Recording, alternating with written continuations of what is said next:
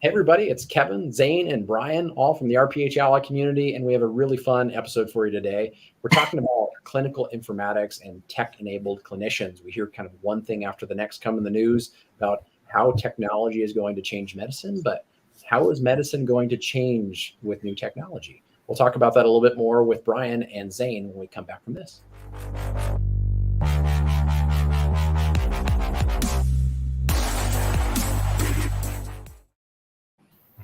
Hey, man, it's so good to see you guys. So everybody knows I had the pleasure of listening to both Zane and Brian during the RPH Ally soiree last week. They were incredible, like always. Listening to these guys speak about their given specialties is always a ton of fun.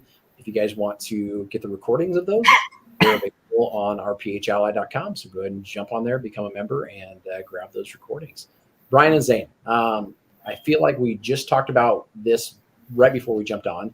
If you open up any Google search related to what's happening in technology, it is large language models and how healthcare tech companies, which were just tech companies, become healthcare tech companies of the very recent kind of juncture.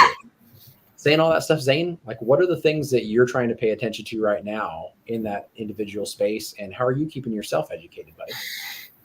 I'm not. No, I'm kidding. It's. I mean, Brian and I kind of talked about it. We were talking about it. It's really hard to keep up to date, right? I mean, just in the last week, 2 massive LLMs, large language models, have dropped. One from Meta, one from in the partnership with Microsoft, and they're constantly moving. The open source community is moving real quick too. So, if you're trying to stay up to date, it's a little difficult, but it's also kind of exciting at the same time because there is just so much out there, but it can get a little daunting.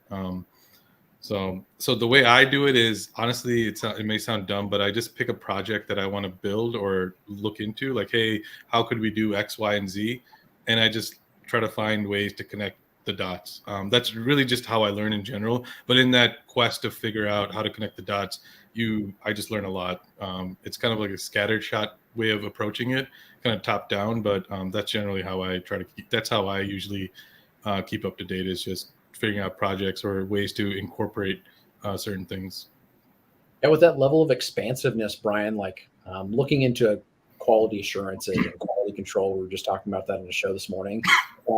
How do we guarantee like the quality of individual products? And now we're seeing more and more apps and digital therapeutics and all these things kind of pop our way. And it's sometimes really difficult to weigh through things and see what's going to work best or what's standardized, those kinds of things.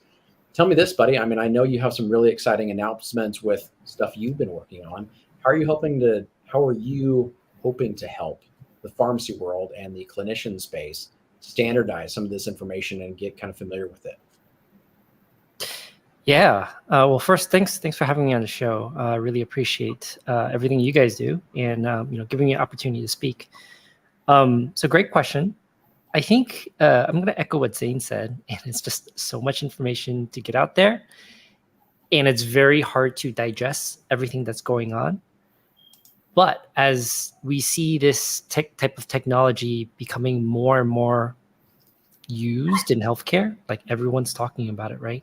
Mm-hmm. I think it's very important that as clinicians and as pharmacists, we need to be on top of it and really get under the hood to understand how it works. Because you talk about quality assurance, how can you truly validate it from a clinical lens unless you have some idea of how it works? Like, you don't have to know the detailed code and all that kind of stuff, but you should have a general idea of how, let's say, large language models work and how it could be used and applied in healthcare. So I think in my own, ideal world, my goal is to figure out ways of distilling technology information to clinical people in a way that clinical people understand. I think it's interesting to be able to speak or translate that language across to clinical people. Zane, where have you struggled, I guess, in the past and had to educate yourself? You're probably a bad example because you're one of those guys that has like 1 billion apps on his phone, is always trying to soak up as much as possible. But where have you seen colleagues, let's say, struggle to be able to stay updated on how can they leverage components of technology? We're talking about informatics and tech-enabled elements into their workflows and into the things that they're doing. Yeah, I mean, no, I mean, I definitely struggle. I am definitely not the sharpest tool in the shed. So it takes me a long time to but I think the biggest thing is, like Brian said, you don't have to know like the inner details of everything. You just need to know the general 30,000 foot view. So just try to get a 30,000 foot view of what a large language model is. Like, how does it work, right? Like a lot of people don't know, and Brian, please correct me if I'm wrong. Large language models, the way they operate is they have all this information about how we speak English or whatever language it is, and it's just going by probability. Like this letter usually comes after this letter, or this word comes usually after this word. It's all a probability game that it's playing. It's not that's what they mean by generative. Like, it's literally creating it, but it's all based on the probability of all of the information that it's gotten. So just knowing that, right? And just like knowing like that kind of stuff. So when somebody does come to you with something, you can have a more pointed discussion. You have at least some place to start with. You don't have to go in and code it, though. A lot of people would be surprised how little lines of code you really truly need to get an LLM or a simple app going. And there's a good amount of drag and drop interfaces that exist now where you can create your own chatbots. There's a lot out there that has made it really easy. Like, it's really hard to stay on top of everything, but the people that are staying on top of it, and it's becoming such a huge part of somebody's life, people are making it easier and easier for lay people like myself to go and create something. Oh, that's super helpful, Zane. Brian, I'm going to share my screen real quick and poke just the tiniest bit of fun because I've done the exact same thing in my life. But so, Brian, I just looking at your website, right? And this may be kind of old now. One thing I'm hoping is that you have sold several of these fire fundamental courses for $99,000. Because, man alive, you need to invite me to dinner in your house, buddy, with those kinds of prices. But this was some of the things that you felt were important for clinicians initially, to start with. Were, what's the language being processed, HL7 to FHIR, and I know you do a really good job, so I won't steal any of the thunder of describing that and why it's important for language and for translation across multiple systems. And then you put in even some free components of upskilling, your technical skills for clinicians. But I know you're taking this to a whole nother level in the new stuff that you're working on. So what are you prioritizing, Brian? And what's the real impetus behind what you're trying to do, buddy, for the healthcare technology space? Yeah. Maybe a quick comment on that.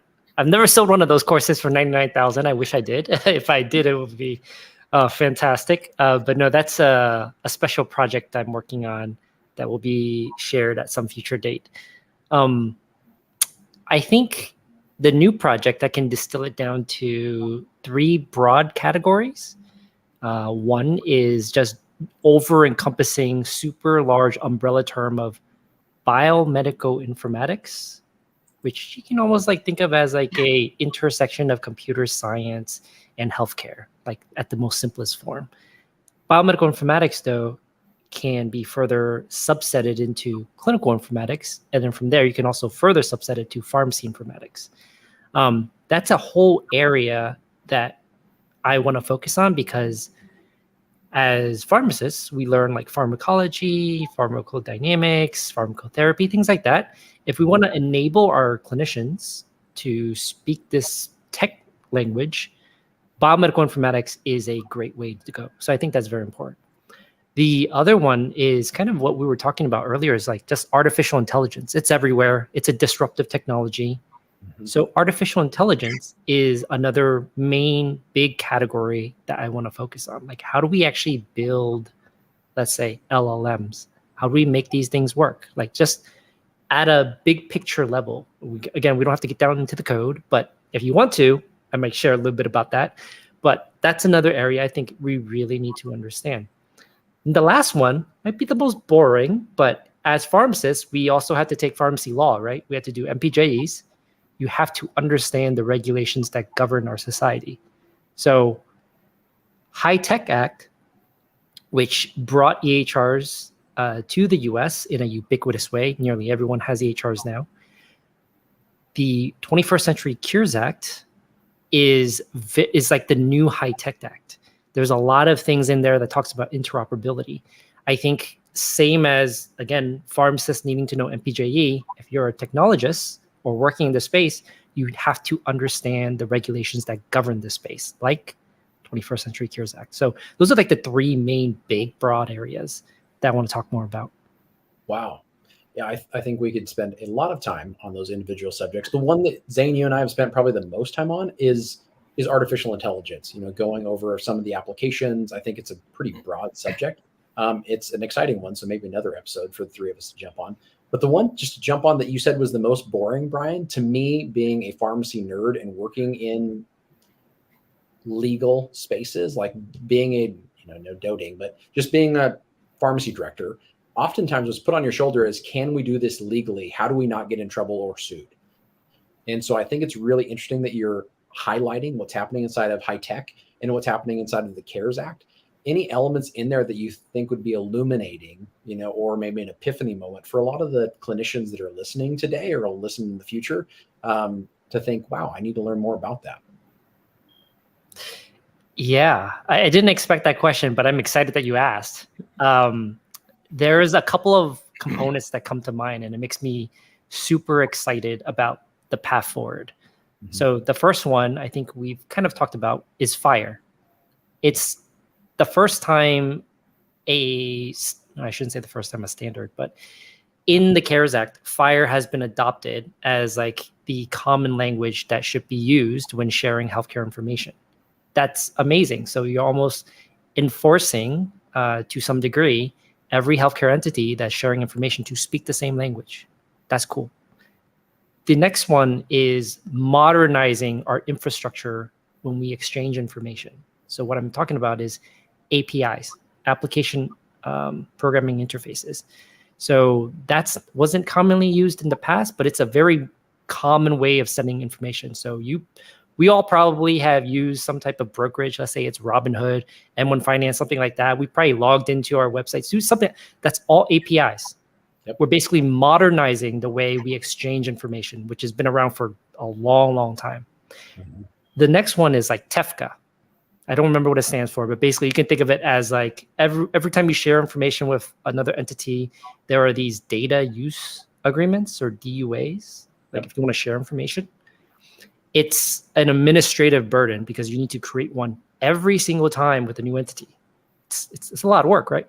Sure. TEFCA is the solution to fix that. It's a single on-ramp. So you sign once, everyone else in the community that signs it, you share information with all of them. It's a huge administrative burden release. So TEFCA, and then the last one I'll say is USCDI, which again, I don't remember what it stands for, but it's on version 4 now. I think it just got approved last month or this month, something like that. Basically, it's saying when you share information, let's say a patient's information, you need to know their meds, their allergies, their labs. There's a certain number of data elements, minimally, that should be sent with them. That is USCDI. So you can keep the goal is to increasingly or to continue to increase the number of data elements. So we're basically sharing everything. USCDI helps to get that shared. So let's say, social determinants of health. We want to know that information. USCDI is a great way to advocate for, hey, we should share more about, a patient's financial status, their transportation access. And you do that through public comments in the USCDI. So these are like 4 big areas that I'm super excited about with the CARES Act. Yeah, I think for the audience, when Brian was saying brilliant things, I just pulled them up. Trusted TEFCA, Trusted Exchange Framework and Common Agreement, USCDI, United States Core Data for Interoperability. Zane, go ahead. You were going to ask. I was just going to say, you got me excited. I think those are amazing things that I think people that are not in healthcare are like, duh, just it's like we've been doing this in every single sector for decades. And I think that's what people don't realize is how far back healthcare is in terms of just technology and adoption of it. But the last couple of years has been kind of like, I don't know, like the turbo button got hit and everyone's just kind of moving forward, which is great. Because I think a lot of external forces were coming in, different sectors were trying to come into healthcare for various different reasons. And they saw what the hell is going on and they're really trying to push the envelope, which is good. In most cases, some cases, okay, maybe not, but for the overall, I think it's a good trend that we're going on. Yeah, I guess a couple things to touch on to be able to connect some dots for folks is like with TEFCA, I think it's really interesting, Brian, that we have struggled so long with HIE, with healthcare information exchange elements, or EDIs, or emergency department information exchange, to get a viable amount of information pushed across to multiple settings.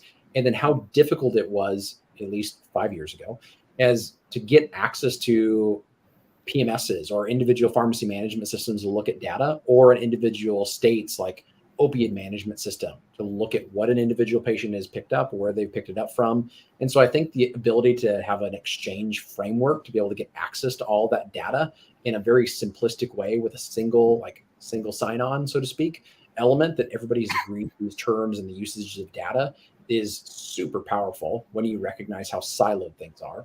But with the US CDI, my curiosity here, Brian, is how do you feel like that is going to push things forward with, so for folks that may not be kind of familiar, if you're doing electronic prescribing, which most states are mandating, right, for individual drugs, there are only certain things that are going across the wire. The wire is typically controlled by one company, and that's SureScripts, that's pushing information across. And interestingly, when I've consulted in different pharmacies, the data comes across so dirty, Brian, right? We're getting certain elements that are required in certain formats and standards, and others that are coming across in a free text form. So for example, if you want to look at indication for an individual patient, it comes in like a note section, that's kind of pulled across. How do you see like USC CDI changing those things and making it easier for us to actually take these silos and get the information that we need in each setting? What's the specifics there, Brian, that you kind of envision? Yeah, maybe we can use the same exact example you use, where like indication comes in the note, right? Indication is in itself a data element. I don't think it's part of US CDI right now, but let's say we feel strongly that there should be an indication with every single med that's sent across in some electronic prescribing format. Well, the people who are making these rules need to know that that's important. And the only way they know is if you write public comments on the US CDI when they're asking for comments. So I think that's a avenue for getting new data elements like indication enforced in some way to get that exchanged. Yeah, I think the soiree, someone asked about indications too. That's a pretty touchy subject for a lot of reasons that we don't need to get into. But that one's probably harder than expected for some other reasons. But I think USCDI will help push the envelope for certain data elements that we think is really important in healthcare that should be shared. Yeah, I think there's some corresponding elements related to prescribing of information or treatment regimens, et cetera, that would be great to see that kind of all standardized. Zane, I'm going to flip it over to you, buddy, for the other part of Brian's kind of elements of looking at clinical informatics and why that element of data is so important for clinicians. Like, what do you mean by that? Well, I'm not sure what I mean by that. No, what I mean there is, we talked a little bit about the legal aspects, that Brian wanted to jump into for clinicians, and then we talked that AI might have to come into another portion. But one thing is his expertise, I think, in informatics. Like, what questions do you have for him there? If you'd want to learn more about informatics, what questions would you want to know from Brian? Like, what do I need to know, for example? Yeah, I mean, I think one big thing about informatics is just knowing what informatics is, right? I think that's one question that I'm sure, Brian, you get peppered. Like, what exactly is informatics? Some people think, oh, you're just working for an EMR. Epic is the biggest one. Oh, are you coding? Or are you doing this? Or are you doing that? I guess that would be my number one question is, I mean, I generally know the answer, but, I think most people just don't know what an informaticist does. And what's the difference between informaticists and data scientists? These are great questions. And I should always give the disclaimer. Every informaticist that you probably ask will probably say something a little different. I think the definition is also formally debated from multiple organizations. I like to use the one from AMIA, which they wrote up in a white paper either in 2005 or 2011. I don't remember. I think it's 2011. But I like to use that one. Let me go back to my definition because I always try to simplify it. And my simple definition is informatics is simply a liaison between clinical and technical people. When you're with clinical people, you speak clinically because we're pharmacists. And when you're with technical people, you speak in a more technical way. But you need to be able to translate the clinical requirements to the technical people and vice versa. The technical requirements, or rather the constraints and the limitations to the clinical people. That's kind of like the broader picture. If we want to use like AMIA's example real quick, I kind of alluded to it earlier, but AMIA likes to use biomedical informatics as the umbrella. And you can break that down into 5 major areas. But for our purposes, I think most people work in the hospital or the retail setting as pharmacists. And that typically is a individual provider and patient relationship. When you do that, that becomes clinical informatics. And then within clinical informatics, you have the typical domains. We have physicians, pharmacists, dentists, nursing. So they all have their own subsets of informatics. So I hopefully that was like a direct answer to what is informatics. The data science and how it differs from it, I actually don't know. I think it's all related. Like there's so much overlap in how you explain it. And you can argue that biomedical informatics contains data science, right? And you might argue that clinical informatics may be related to data science, but there's not as much overlap. It's very hard to explain in that case, but if we were to just say data science, let me think. There's 2 main areas I think of when it comes to data science. One is a somewhat simple, of how do you take a lot of data and you make some sense of it. So let's say you have an EHR, tons of data. Can we make some prediction about which patients will develop sepsis or which patients may be readmitted? You can build these kind of models. So I think that's part of data science. Can we build some model to predict something and then share that with business people in a way that makes sense to them? Then there's the other one, part of data science, that I think can get deeper into the weeds. And this is much more of the, I probably should say much more, it's similar. It's more of the deep learning space. And I think that part's fascinating. So NLP, LLMs is a big part of deep learning. And then that part is, I think, a little different than the piece I just described, because I think it's much more technical. You need to have a really strong understanding of linear algebra, really understanding mathematics, statistics. And I think that's a little bit different in that case, but I don't know. My brain's all over the place right now. Data science that's how I kind of compartmentalize it. Informatics, the traditional clinical informatics roles that I've been in has always been like you're working with the individual patient kind of thing, which is very different than the 2 areas of data science I described. I love that you said at the end there, my brain is kind of all over the place, because I feel like that wraps up informatics in a nutshell to me. There are so many pieces of information that we're trying to tie together to make sense of and make applicable, right, in general. It's so interesting and fascinating to see them tied together. And then you added on an additional layer when you're talking about neural networks or deep learning kind of modules, and saying not only how do we start tying these things together, where do we receive them, where do we define truth as, but also if we're looking for prediction or utilization in the future, what models do we apply to them and how do they work well enough for us to use them in actual clinical settings is a fascinating space. Brian, when someone is jumping in and like using the resources that you're putting together, and by the way, everybody, Brian will have some incredible free resources for you guys, courses that are being developed, all kinds of really cool things. So make sure you check that out, and we'll put the link in the comments too. But when you're developing some of these things for someone to go from, I don't know what these guys are talking about at all, like it makes 0 sense to me, to the folks that have done it a little bit and maybe they're just dangerous enough, to those that are highly experienced. Like, who are you targeting, Brian? And then how are you kind of walking them along the way?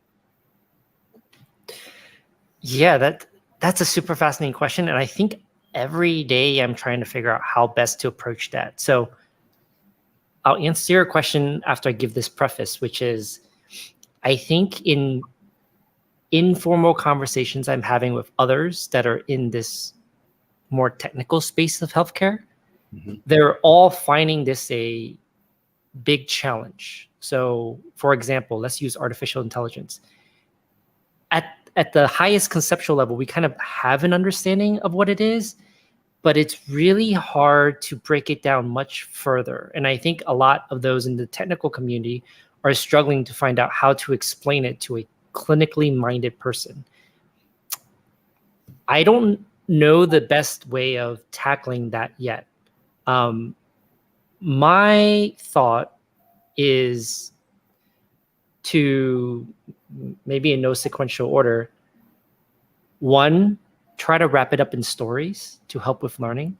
So really tying it to our experiences as pharmacists and other clinicians out there, like what this can do in the context of verifying a medication or when a patient gets admitted to the ED, bringing more clinical terms into them, right? That's one, tying it with stories that we have. The other one is also then using like analogies.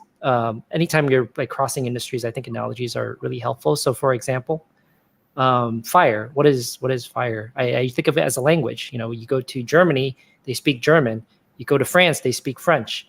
But imagine everyone spoke a single language. Hey, we have interoperability. So like some type of analogy, I think tie-in is very helpful. And then the other thing is, a lot of technical people say the content that we have to teach technical content like fire is dry. It's just really dry. I think my goal is to do as much interactive and video content as possible to kind of make it less dry in that case. So I don't remember all the exact questions you had asked, but like that's what came to mind. I don't know. Did you have another one? No, that was perfect, buddy. I think that at least saying what I'm trying to get to there is just there's so many different levels that you're speaking to individuals to try to educate them on, what you're finding out, what you're discovering, what the next steps might be, and kind of the pathways of medicine and technology kind of overlapping. And it can be really difficult to know where to start the conversation and even how to formulate it. And I love that Brian is going to make it interactive, one. And two, I love you're going to make it applicable, Brian. Like it's way too often that we can get into technical jargon very quickly on like, these are the nuances without showing like, this is why it matters, or this is how it will apply to your daily life or to the clinicians that you're working with. And so I think that's super valuable. Any other questions kind of along those lines, Zane, for Brian, how he's structuring things? No, I love your structure because that's the same thing that I struggle with as well. Like, how do I explain something so, and I do the same thing. I use like either a personal story or, hey, this is the technology. Don't worry about what the technology is or whatever, but this is how we can use it, and kind of related to the workflow, right? And then I just throw in stupid memes. Hopefully somebody laughs at them as I'm trying to that's my Trojan horse to kind of like educate them in that way. But yeah, I mean, it is difficult because, because to be able to break things down, I mean, in our own personal clinical fields, like to break something down so in depthly, like, one of the reasons why it's so hard to educate patients is not all the times we know everything to like the most basic level, right? We don't have mastery of every single thing.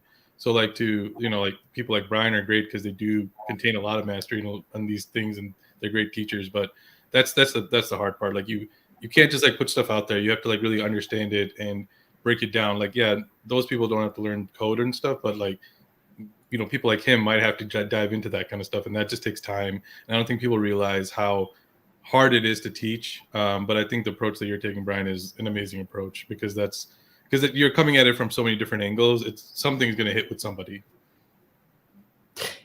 Maybe add real quick, and because Kevin reminded me of the question that he asked, and let me see here. Let me share this.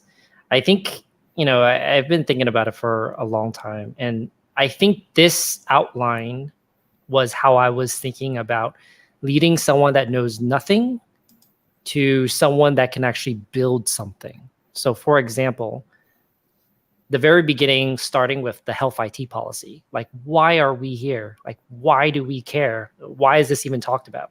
So starting with this kind of introduction. And the next piece is really talking about the different players, if you will, in this space. Like, what is a product manager? What is a biomedical informatician or clinical informatician? Really like saying, these are the types of people you would encounter in this space, right? Because these are pretty popular questions. Then really going into basic definitions, like that's how you start learning anything, right? It's the definition of whatever you want to learn. And then really getting into the foundations that I like to call it, of biomedical and clinical informatics. So learning logic, there's first order logic. It's thinking like A equals B and B equals C. So thus A equals C. That's how we would think.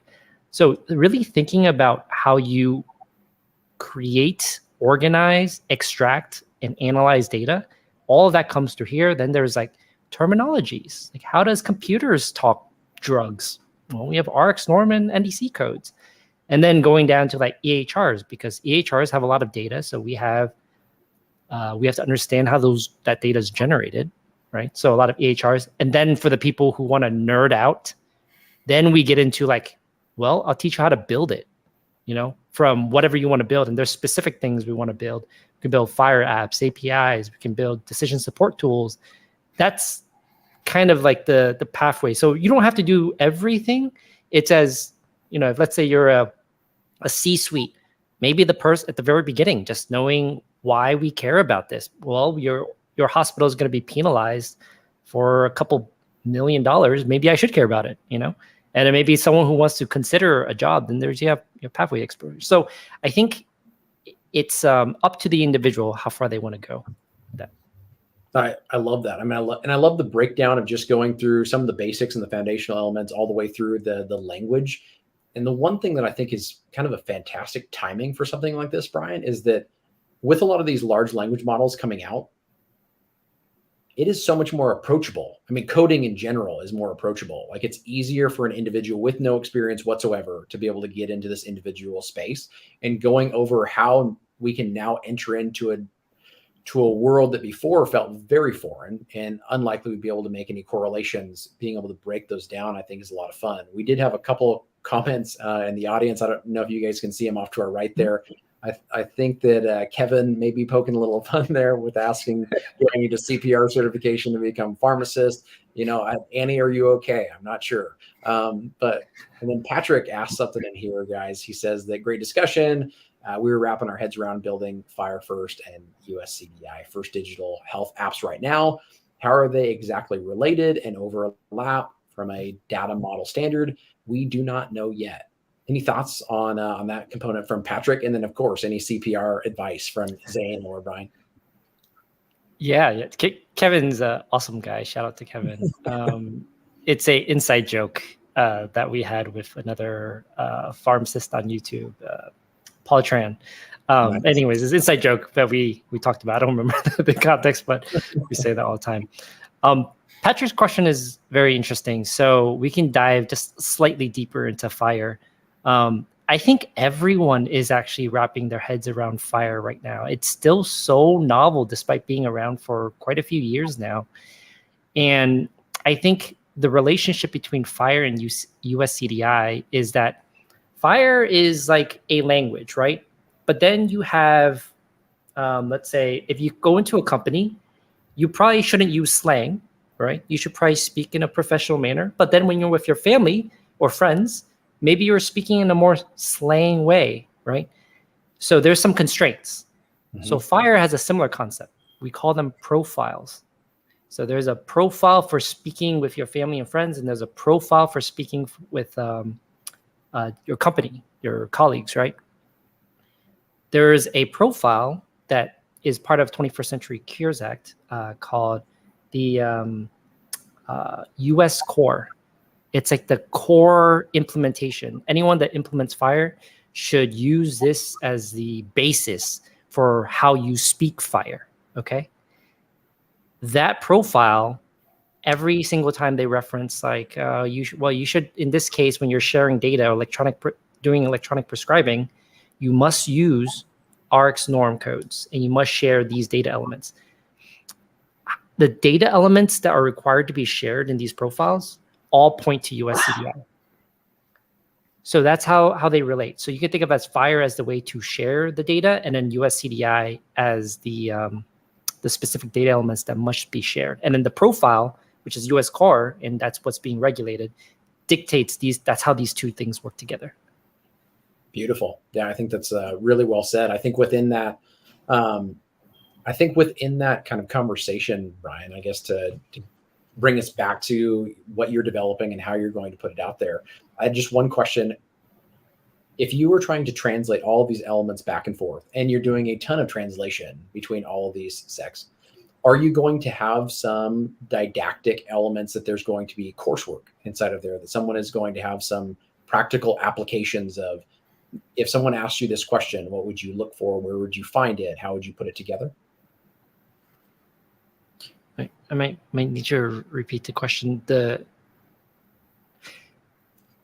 Are you going to ask individuals that are taking these individual courses, are you going to tell them one great way to conceptualize everything that we're talking about here is to actually apply it to a live situation and give them the ability to do so? Like, give them projects to potentially work on to secure their foundational knowledge? Yeah. I think yes, in short, and I think there's probably varying levels to that.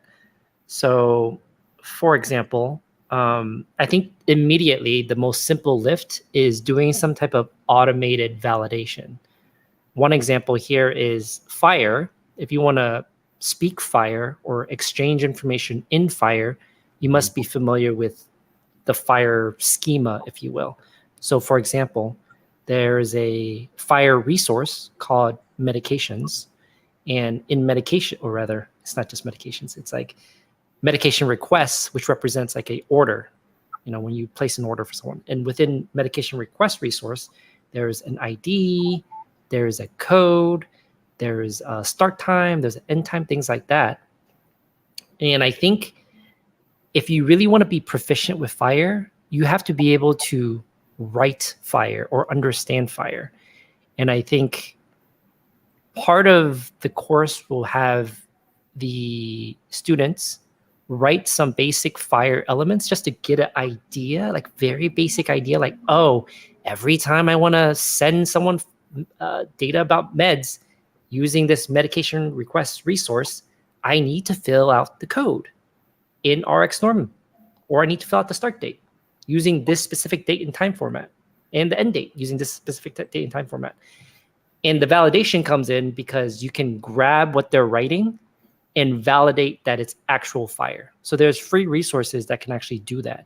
So I'm hoping that it's like a kind of like you want to do real-time feedback in some way. So you can tell them, hey, you missed this code. It's actually it's not supposed to be a SNOMED code. It's supposed to be RxNorm. So you can do those kind of things. So that's the simplest type of validation. Beautiful. Yeah. I mean, I think that if anyone has looked at like the FHIR, like parameters, data types, resource types, like everything that's kind of related to it, it is, in fact, let me just pull one up just so everybody can get a good idea of, this is what we're talking about, and this is what it kind of looks like. And when I'm pulling this up, Zane, any other questions for Brian? I just wanted to show like there is a level of complexity to understand. And here's a basic breakdown of data types and some of the primitive types and general purpose data types and metadata types that are all related to FHIR language and translation. And so there's a pretty in-depth level of understanding. So the fact, Brian, that you're walking people through individual like terminology and data sources, and then being able to help them construct things that can be actionable and applied to FHIR is really exciting, because otherwise it just ends up becoming, a lot of squares and pointing arrows. You had me at squares and pointing arrows. That's as far as I got. Any other questions, Zane, from you for Brian before we wrap up our episode? And welcome everybody to go check out all of Brian's resources. I will make sure that I put Brian's links inside of the health tech channel on our PH Ally, so you guys can go there, click on Brian's link, and go check out all the cool things that he's doing. But Zane, anything? I do have one last question. How do we find you? How do we find, if we're interested in taking this course or interested in learning more about it as you start releasing it? Do you have like a mailing list or something that people can sign up for? Yeah, everything's super rudimentary. I think if you want to stay in touch, you'll probably find the most information on openclintech.com. There's a newsletter. You can sign up there. I'm not releasing anything right now, but as content becomes available, I'll definitely be sending stuff out there. But probably shouldn't expect anything in the coming weeks. I'm slowly working to plan everything together. But openclintech.com. Openclintech.com, everybody. Brian, we know you need guinea pigs, and Zane and I are here for you, buddy. So we'll get to see some more pieces on that for sure. We'll have Brian back on the show. Thank you, everybody, for coming, and hope you enjoyed it. If you have anything else, hit us up on RPH Ally, and we'll talk to you soon. Goodbye. I guess. Thanks again.